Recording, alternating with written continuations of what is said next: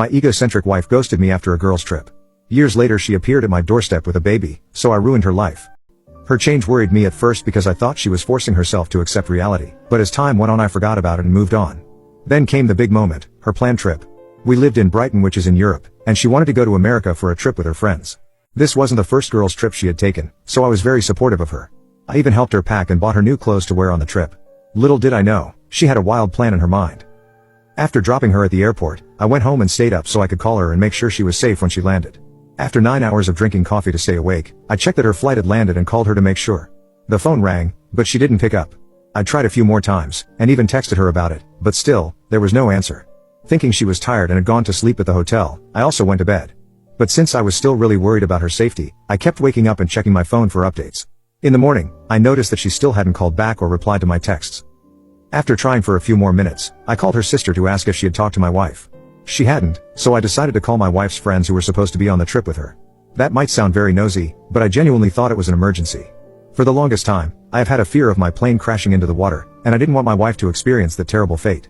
But when I called her friends, guess where they were? They were 2 blocks away, having morning coffee at a cafe.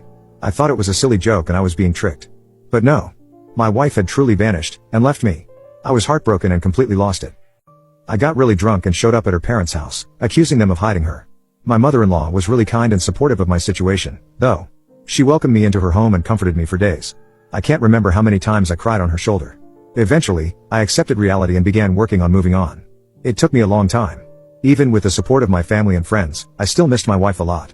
I kept hoping that she hadn't left me, and maybe she had experienced a terrible fate and was waiting for me to save her. I had to go to therapy for 2 long years before I stopped having nightmares about her being lost in a forest.